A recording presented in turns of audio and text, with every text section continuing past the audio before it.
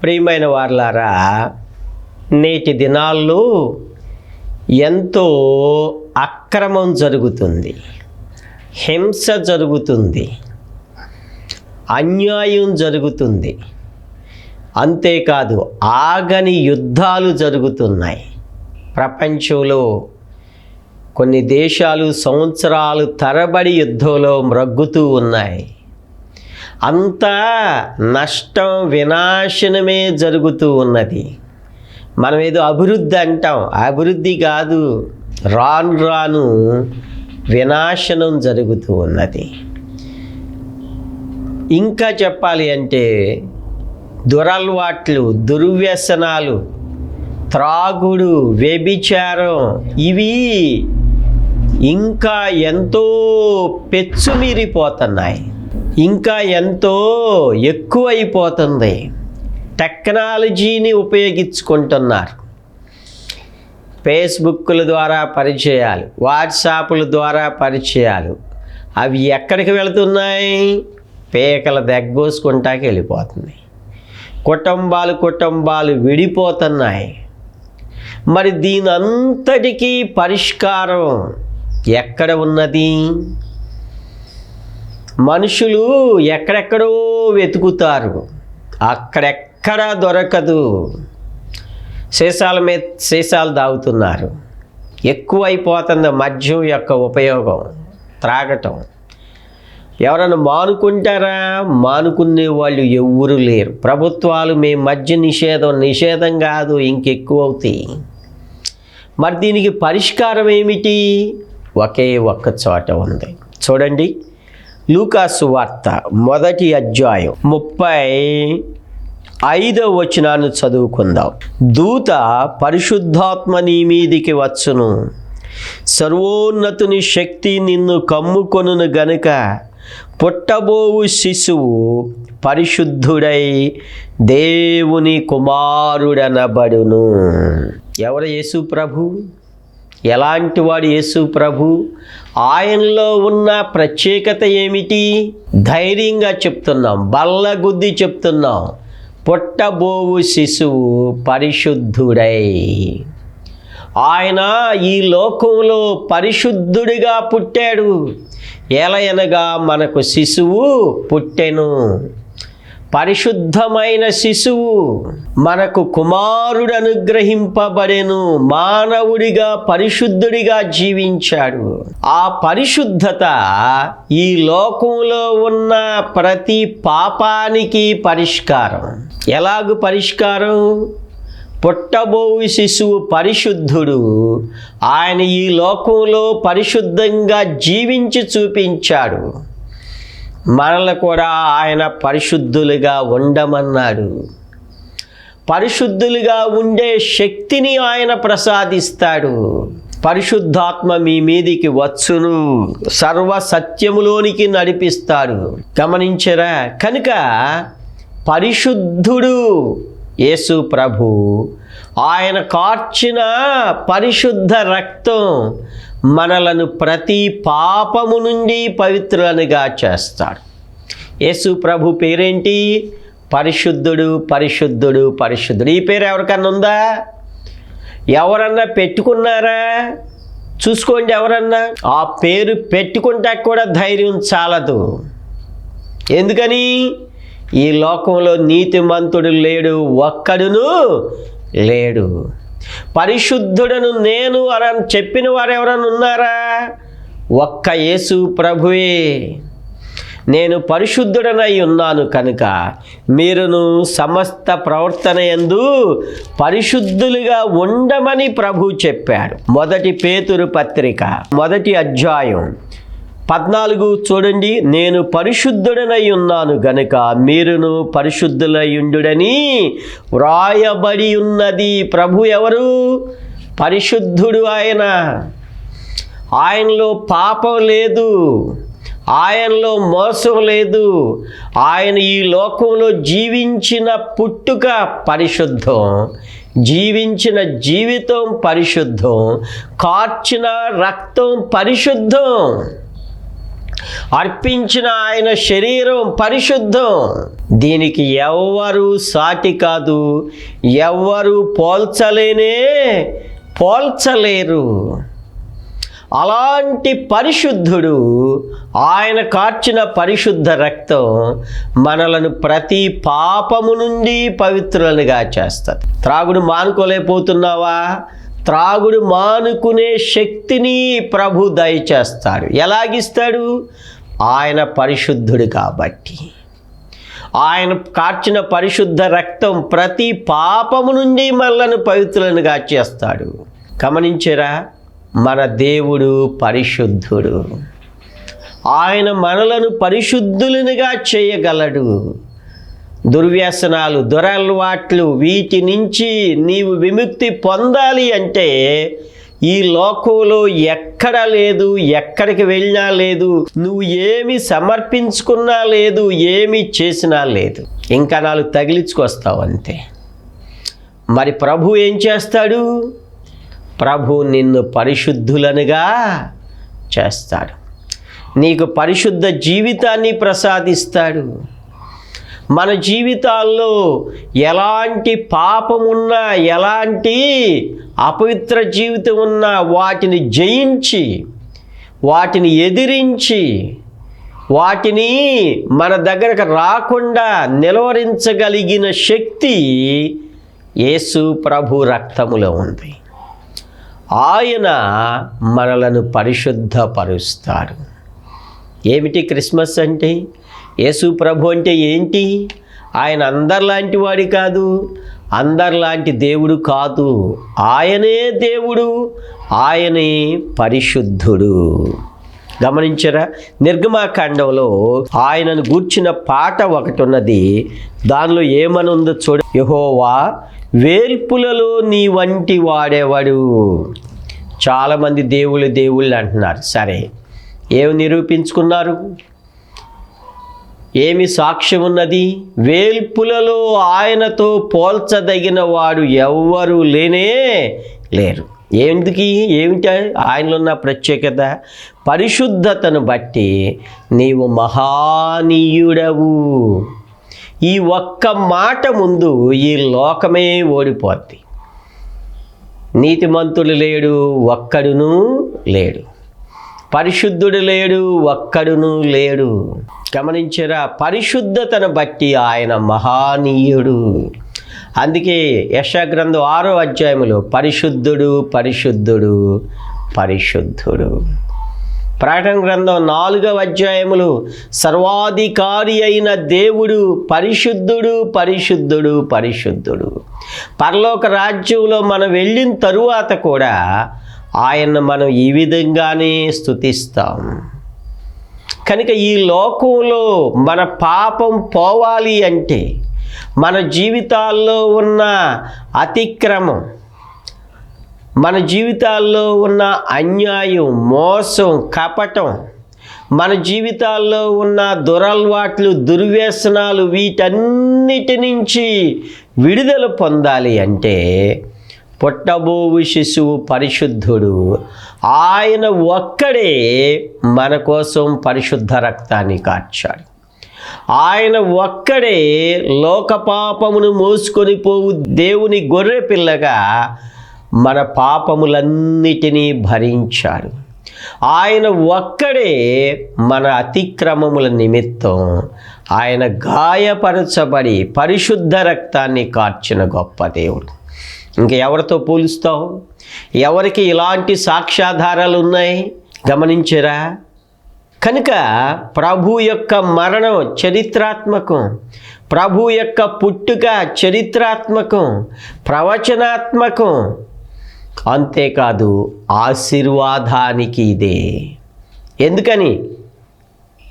ఇదిగో పుట్టబోవు శిశువు పరిశుద్ధుడు, మనలను పరిశుద్ధులనుగా చేస్తాడు. కుటుంబాల్లో ఈ త్రాగుడి వ్యసనం, వ్యభిచారం వ్యసనం, జారత్వం, ఈ ప్రేమలు, ఈ ప్రేమ వివాహాలు, ఈ సహజీవనం, ఇవన్నీ దేనికి దారితీస్తున్నాయి? దేనికి? ఇవన్నీ హింసకి దారితీస్తున్నాయి, పగకి, ద్వేషానికి దారితీస్తున్నాయి, ఇవి అన్నీ కూడా ఎక్కడా కూడా నీతి, నిజాయితీ, పరిశుద్ధత లేవు. మరి ఏమిటి ఫలితం? విడిపోవటం, ఒకళ్ళనొకరు చంపుకోవటం, ఒకళ్ళనొకరు కోర్టులకి ఎక్కటం, పిల్లలు వారి జీవితాలు వీళ్ళ ద్వారా నాశనం అయిపోతాం. ఇలాంటివి ఎక్కువ అయిపోతున్నాయి. మరి దీనికి పరిష్కారం ఏమిటి? ఒకే ఒక్కటి, పరిశుద్ధుడైన దేవుడు, పరిశుద్ధుడైన క్రీస్తు ప్రభు, ఆయనే పరిష్కారం. పుట్టబోవు శిశువు పరిశుద్ధుడై దేవుని కుమారుడు అనబడును. మానవుడిగా ఈ లోకంలో జీవించాడు, దేవుడి కుమారుడిగా ఈ లోకంలో జీవించాడు, పరిశుద్ధ రక్తాన్ని కార్చినవాడు. యేసు రక్తము ప్రతి పాపము నుండి మనలను పవిత్రులుగా చేస్తుంది. అంతవరకైనా యేసు ప్రభు రక్తం ఎంత అమూల్యమైనదో చూడండి. హెబ్రీ పత్రిక 9వ అధ్యాయం 14వ వచనం చూడండి. నిత్యుడగు ఆత్మ ద్వారా తన్ను తాను దేవునికి నిర్దోషిగా అర్పించుకొనిన క్రీస్తు యొక్క రక్తము నిర్జీవ క్రియలను విడిచి జీవము గల దేవుని సేవించుటకు మీ మనస్సాక్షిని ఎంతో ఎక్కువగా శుద్ధి చేయును. ఎక్కడి వరకు వెళ్ళిపోద్దో యేసు ప్రభు రక్తం? యేసు ప్రభు రక్తంలో ఉన్న శక్తి ఎంతవరకు ఉంది? పైన కాదు, నీ అంతరంగములో నీ మనస్సాక్షి ఉన్నది. ఈ మనస్సాక్షికి చావు లేదు, గుర్తుపెట్టుకోండి. శరీరం చచ్చిపోద్ది, ప్రాణం వెళ్ళిపోద్ది, లోపల దేవుని యొక్క ఆత్మ ఉన్నది. దీనికి చావు లేదు. ఈ ఆత్మలోనే మనస్సాక్షి ఉన్నది. మంచేదో చెడేదో దేవుడు మనకి గ్రహించగలిగిన స్వేచ్ఛనిచ్చాడు, గ్రహించే శక్తిని ఇచ్చాడు. ఇది చావదు, దీనికి మరణం లేదు. గ్రహించారు ఈ సత్యాన్ని? ఎందుకు ఈ మాట అంటున్నాం? లూకాసు వార్త 16వ అధ్యాయంలో ధనవంతుడు పాతాళానికి వెళ్ళాడు. ఆ మనస్సాక్షి చచ్చిపోవాలా వాడికి? ఇక్కడ విషయాలన్నీ గుర్తే ఉండే. తండ్రి అబ్రహామా, నాకు 5 సహోదరులు ఉన్నారు. ఎక్కడ గుర్తుంది? ఇది మనస్సాక్షి గుర్తుంటుంది. నువ్వేం పాపం చేసేవో నీ మనస్సాక్షి నిన్ను గద్దిస్తుంది. నీ జీవితంలో ఎంత ఘోర తప్పిదాలు చేసేవో నీ మనస్సాక్షి మీద అవి ఉంటే చెరుగని ముద్ర వేస్తాయి. పాతాళంలో ఉండి కూడా వాడి మనస్సాక్షితో బాధపడుతూ చెప్తున్నాడు. కనుక ఇలాంటి మనస్సాక్షిని కూడా శుద్ధి చేయగలిగిన యేసు ప్రభు రక్తం, అది మనం తెలుసుకోవాలి. పాపం చేయకుండా మేము ఎందుకుంటున్నాం? సినిమాలు చూడకుండా మేము ఎందుకుంటున్నాం? వ్యభిచారం, జారత్వం అంటే వాటి మీద జయం మాకు ఎలా వచ్చింది? ఇంతకాలం నుంచి దేవుని బిడ్డలుగా పరిశుద్ధులుగా మేము ఎలా జీవిస్తున్నాం? మాలో ఏమీ శక్తి లేదు. మేమేం పైనుంచి దిగొచ్చిన వాళ్ళం అంతకన్నా కాదు. ఒక్కటే, యేసు ప్రభు రక్తం మా హృదయంలో ఉంది, మా మనస్సాక్షిలో ఉంది, మా యొక్క దేవుడు మాకిచ్చిన ఆత్మలో ఉన్నది. ఆ పరిశుద్ధ రక్తం మనలను పవిత్రులనుగా చేస్తుంది. ఆ అమూల్యమైన క్రీస్తు పరిశుద్ధ రక్తం సమస్త దుర్నీతి నుండి మనలను పవిత్రులుగా చేస్తుంది. 1 యోహాను పత్రిక 1వ అధ్యాయంలో మనం చూస్తాం. ఆ పరిశుద్ధ అమూల్యమైన రక్తం మన మనస్సాక్షిని కూడా శుద్ధి చేస్తుంది. చాలామంది మేమెంతో పవిత్రులు, మేము సాధువులు, మేమెంతో నీతిగా అంటారు. ఇట్టటి వాళ్ళందరూ కటకటాల్లోకి వెళ్ళారు కొందరు. చూసుకోండి, యేసు ప్రభు కార్చిన పరిశుద్ధ రక్తం మనలను నిర్దోషులనుగా చేస్తాడు. కనుక ప్రియమైన వారలారా, నేటి కాలపు పరిస్థితికి, పాపానికి విరుగుడు పరిశుద్ధుడైన యేసు ప్రభువే. పుట్టబోవు శిశువు పరిశుద్ధుడు. ఆయన పరిశుద్ధ రక్తమే ఈ లోకానికి పరిష్కారం. గమనించారా? యేసు ప్రభు యొక్క పరిశుద్ధ రక్తం, ఆయన పరిశుద్ధుడిగా జీవించాడు, పరిశుద్ధ రక్తాన్ని కార్చాడు. హృదయాలను మార్చే శక్తి యేసు ప్రభు ఇస్తాడు. యేసు ప్రభు దగ్గర ఉంది. మన బ్రతుకులను మార్చగలిగే శక్తి పరిశుద్ధుడైన యేసు ప్రభు రక్తములో ఉంది. సిలువ వేయబడిన యేసు ప్రభు ఆయన సిలువ శక్తి ప్రతి పాపంపై మనకి జయాన్ని కలుగచేస్తుంది. అర్థమైందా? పాపం ఎప్పుడైనా మరణానికే దారితీస్తుంది. ఎలాంటి వాడు తను తాను చంపుకుంటానికి, ఆత్మహత్య చేసుకుంటానికి కత్తిని పరకలో పెట్టుకుని పడుకునేవాడంట. ఎందుకని? బయట చేస్తే నాకు ఎవరు చూడరు, అది ఇంట్లో చచ్చాను అనుకో సరిపోద్ది, అమ్మా నాన్నలు లేని వాళ్ళు నిద్రపోతూ ఉండగా నేను పీక తగ్గేసుకోవాలి అని చెప్పి ఆడు కత్తినే దగ్గర పెట్టుకున్నాడు. ఇక వీ తల్లి ప్రార్థన చేసేది, ప్రభువా వీడు చెడిపోయాడు నాయన, వీడి బ్రతుకుని బాగు చేయి నాయన, అయ్యా నీవు పాపాన్ని జయించే శక్తి వీడికి దయచేయి, వీడి జీవితాన్ని మార్చు, హృదయాలు మార్చే దేవుడు నీవని చెప్పి ప్రభు సన్నిధిలో కన్నీరు కార్చింది. అప్పుడు దేవుడు వాడి పట్ల గొప్ప కార్యం చేశాడు. ఏంటా కార్యం? వీడు ఎక్కడెక్కడో ఈ అమ్మాయి పేర్లన్నీ రాసుకున్నాడు. ఆ అమ్మాయి ఏం చేసిందంటే, అయ్యా నీకు నాకు ఇక లేదు, నా జీవితంలో ఇంకొకడు ప్రవేశించాడు, ఇక నేను వదిలేసుకుంటున్నాను అని చెప్పి మెసేజ్ పెట్టిందంట. అప్పుడు వీడికి వచ్చింది ఇక ఏంటిక, నేను చచ్చిపోవాలి అని చెప్పి. అప్పుడు వాళ్ళ అమ్మ ప్రార్థన చేసింది. అలాంటి చచ్చిపోయే మనసు నుంచి, అలాంటి కోపతాపాల నుంచి ప్రభు వాడి హృదయాన్ని మార్చాడు. ఇప్పుడు వాడు రక్షించబడి ఎలాంటి వాటి వైపు మనం చూడకూడదని వాడే సాక్ష్యం ఇస్తూ ఉన్నాడు. ఇది ఎవరి ద్వారా జరిగినది? మనుషుల ద్వారా జరిగినది కానే కాదు. క్రీస్తు ప్రభు మన బ్రతుకులను మార్చే దేవుడు. క్రీస్తు ప్రభు మన హృదయాలను మార్చే దేవుడు. క్రీస్తు ప్రభు ఆయన పరిశుద్ధ రక్తం మన యొక్క అంతరంగాన్ని, మనస్సాక్షిని, ఆలోచనలను, తలంపులను అంతయు శుద్ధీకరిస్తుంది ప్రభు యొక్క రక్తం. యేసు ప్రభు అలాంటి పరిశుద్ధుడు. మన జీవితాలు మార్చబడాలి అంటే యేసు ప్రభు కావాలి. పరిశుద్ధుడైన క్రీస్తు ప్రభు కార్చిన పరిశుద్ధ రక్తమే మన కుటుంబాలకి సమాధానాన్ని కలుగచేస్తాడు. క్రీస్తు ప్రభు రక్తము, ఆయన పరిశుద్ధత మనల్ని దేవుడు పరిశుద్ధులనుగా మనల్ని చేస్తాడు. ఇదే పేతురు పత్రికలో ఇంకొక మాట ఉన్నది చూడండి. ఏమన్నాడు? మొదటి పేతురు పత్రిక 1వ అధ్యాయం 2వ వచనం చూడండి. ఆత్మ వలని పరిశుద్ధత పొందిన వారై విధేయులగుటకు యేసుక్రీస్తు రక్తం వలన ప్రోక్షింపబడుటకును ఏర్పరచబడిన వారికి ఏమిచ్చాడు దేవుడు? ఆత్మ వలన పరిశుద్ధత పొందిన వారై. పరిశుద్ధాత్ముడు మనలోనికి వస్తాడు, మనల్ని సర్వ సత్యములోనికి నడిపిస్తాడు.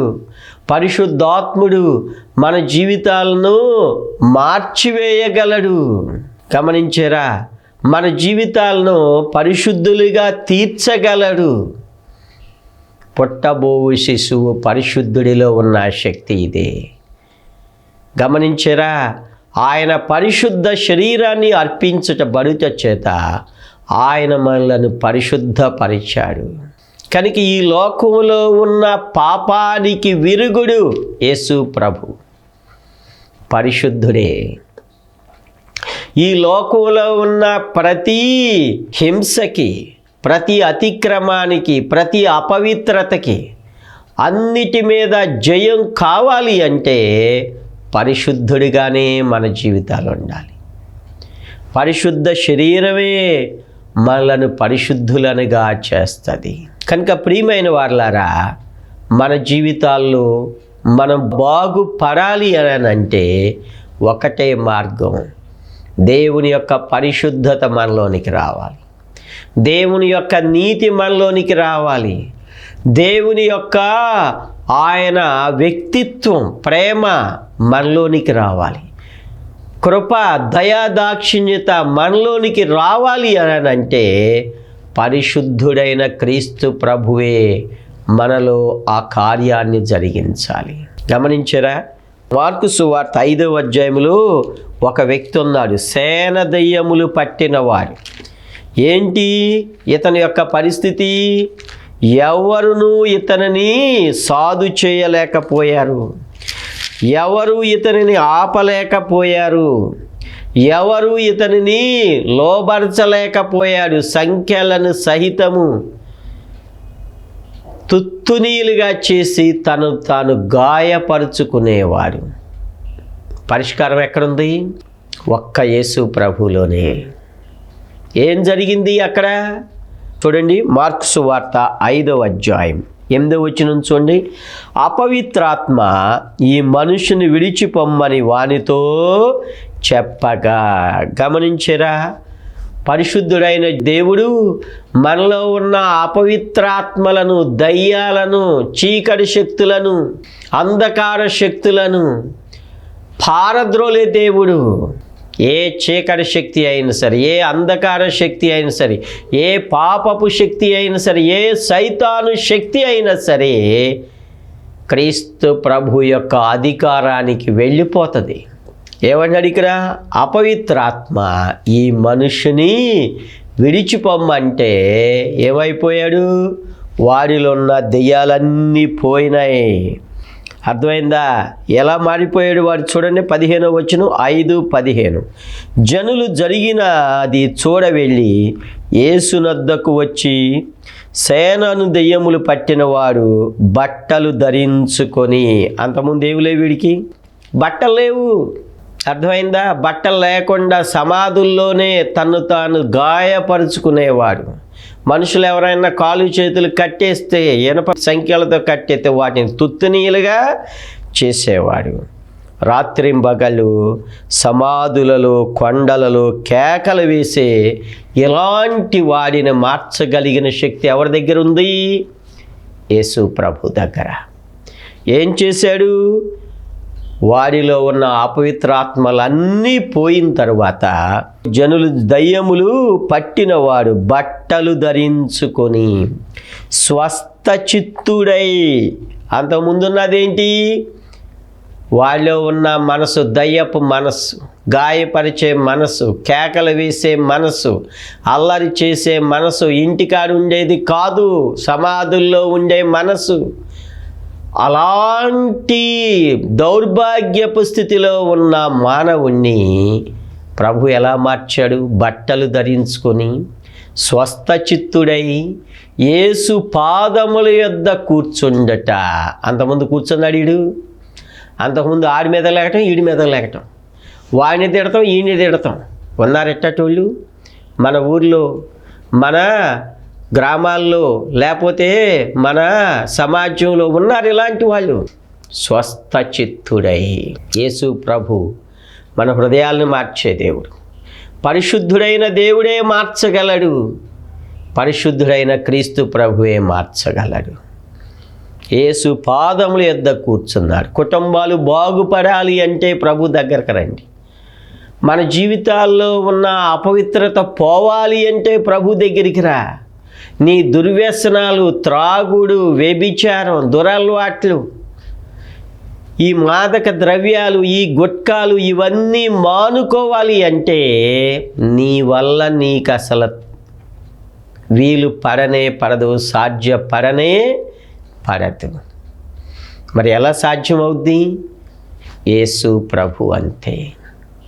మనుషులను మార్చే దేవుడు, అంతరంగాలను మార్చే దేవుడు, పరిశుద్ధులనుగా తీర్చే దేవుడు. ఆయన మనలో ఉన్న పాపాన్ని తీసివేసి పరిశుద్ధ జీవితముతో మనల్ని జీవింపచేసి పరలోక రాజ్యానికి వారసులుగా చేసే దేవుడు. తెలుసుకోండి సత్యాన్ని. పరిశుద్ధులే పరలోక రాజ్యానికి వెళతారు. నిషిద్ధమైన వాళ్ళు ఎవరు వెళ్ళరు. కనుక ప్రియమైన దేవుని బిడ్డలారా, తెలుసుకుందాం సత్యాన్ని. పుట్టబోవు శిశువు పరిశుద్ధుడు. దేవుని కుమారుడు. అర్థమైందా? అక్కడే లూకాసు వార్తలో కూడా జకరియా గారి యొక్క పాటలో ఒక మాట ఉన్నది, చూడండి. ఏమంటున్నాడు? లూకాసు వార్త 1, మరియు ఓ శిశువా, నీవు సర్వోన్నతుని ప్రవక్త అనబడుదువు. యోహాన్ గారి గురించి చెప్పిన మాట ఇది. మరి లూకాసు వార్త ఇదే 35లో ఏమన్నాడు? పుట్టబోవు శిశువు పరిశుద్ధుడై దేవుని కుమారుడనబడును. పరిశుద్ధుడే పరిశుద్ధుడు. కనుక దేవుని బిడ్డలుగా మనం జీవించినట్లయితే ఆయన పరిశుద్ధత మనలోనికి వస్తుంది, ఆయన నీతి మనలోనికి వస్తుంది. చూడండి 2వ అధ్యాయం లూకాసు వార్త 12వ వచనంలో, ఒక శిశువు పొత్తి గుడ్డలతో చుట్టబడి ఒక తొట్టులో పండుకొని నుండుట మీరు చూచెదరు. ఏ శిశువు అయినా? పరిశుద్ధుడైన శిశువు.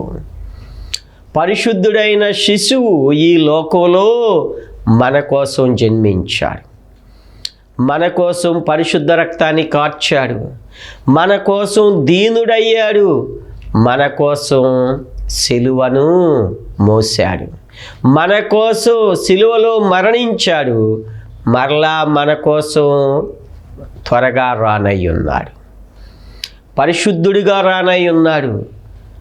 ఆయన నామం పరిశుద్ధ నామం. గమనించరా? ఆయన పరిశుద్ధత గొప్పది. ఆయనతో సాటి అయిన వారు ఎవరు లేనే లేరు. పవిత్రుడు, నిర్దోషి, నిష్కల్మషుడు, పాపులలో చేరక ప్రత్యేకముగా ఉన్న గొప్ప దేవుడు. గమనించరా? మన బైబిల్ యొక్క పేరేంటి? పరిశుద్ధ గ్రంథం. దేనికన్నా ఉందా ఈ పేరు? ఒక్క బైబిల్కే ఉంది. ఎందుకని? పరిశుద్ధుడు రాయించిన గ్రంథం ఇది. అంతేకాదు, మనల్ని పరిశుద్ధులనుగా తీర్చే గ్రంథం ఇది. దేవుని మాట ఇది. దేవుని యొక్క ప్రేమ దీనిలో ఉంది, దేవుడిచ్చిన పవిత్రత దీనిలో ఉన్నది. పరలోక రాజ్యానికి వెళ్ళాలి అంటే ఒక్క పరిశుద్ధత ద్వారానే. పరిశుద్ధత లేకుండా ఎవడును ప్రభువుని చూడడు.